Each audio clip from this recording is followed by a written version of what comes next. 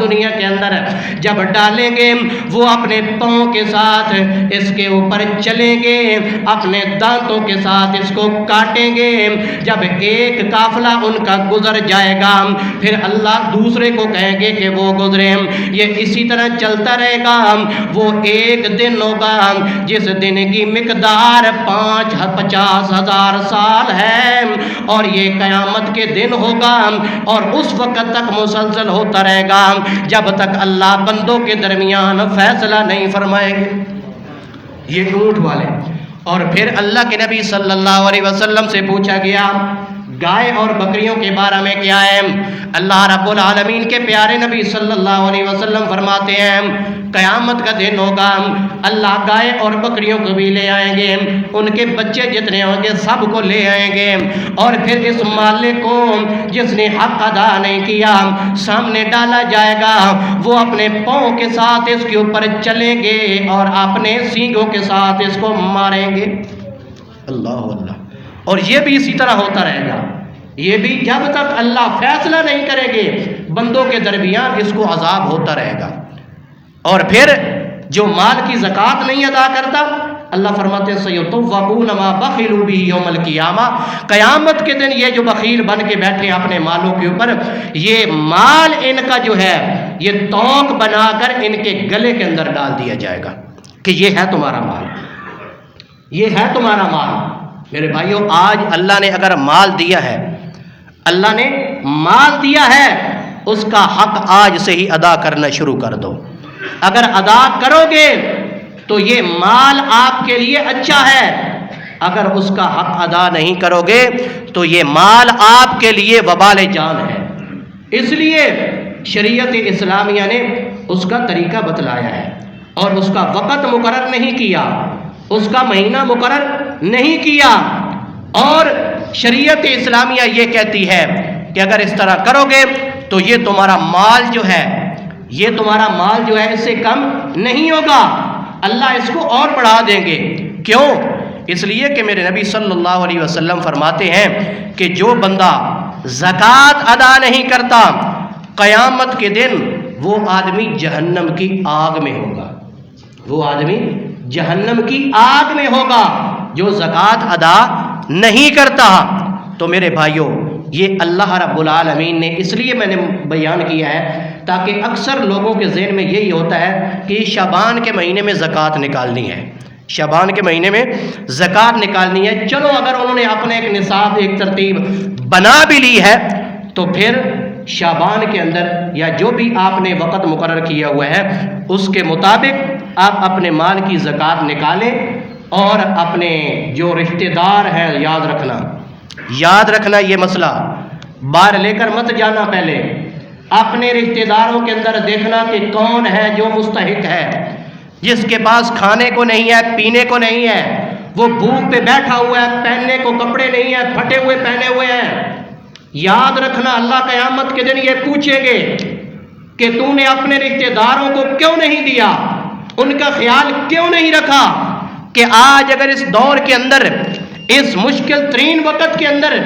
اگر کوئی آپ کا رشتہ دار مزدوری کرنے والا ہے، اس کو مزدوری نہیں ملتی، اور یا اس کو مزدوری بند ہو چکی ہے، یہ لاک ڈاؤن لگا ہوا ہے، تو میرے بھائیوں یاد رکھنا یہ قیامت کے دن اللہ کے ہاں مجرم ہوں گے۔ سب سے پہلے اپنے رشتہ داروں کو دیکھو، یہ حق ان کا ہے، ان تک پہنچاؤ۔ جب آپ کو پتہ ہے کہ ہمارے رشتہ داروں میں کوئی ایسا بندہ موجود نہیں ہے، پھر آپ کا حق ہے، آپ کی گلی ہے، آپ کا محلہ ہے، اس کے بعد آپ باہر چلے جائیں، وہاں پر جائیں۔ لیکن یاد رکھنا ایسے لوگ بھی ہیں جو اللہ کے راستے میں بہت تقسیم کرتے ہیں، لیکن ان کو رشتہ داروں کا پتہ نہیں ہے۔ باہر تو لینے لگی ہوئی ہیں لوگوں کی، لیکن ان کے رشتہ دار بھوک پہ مر رہے ہیں، پیاسے مر رہے ہیں، کپڑے پہننے کو نہیں ملتے۔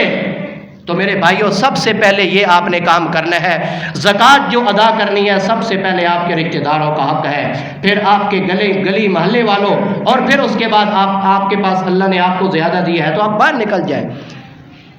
تو یہ اللہ رب العالمین نے طریقہ کار بتلایا ہے۔ اللہ سے دعا ہے کہ اللہ ہم سب کو سننے کے بعد عمل کی توفیق عطا فرمائے۔ سبحانک اللہم و بحمدک، اشہد ان لا الہ الا انت، استغفرک و اتوب الیک۔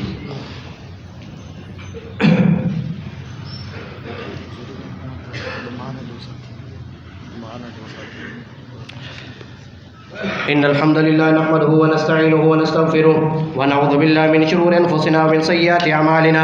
من يهد الله فلا مضل له ومن يضلل فلا هادي له ونشهد أن لا إله إلا الله وحده لا شريك له ونشهد أن محمدا عبده ورسوله إن الله وملائكته يصلون على النبي يا أيها الذين آمنوا صلوا عليه وسلموا تسليما اللهم صل على محمد وعلى آل محمد كما صليت على إبراهيم وعلى آل إبراهيم إنك حميد مجيد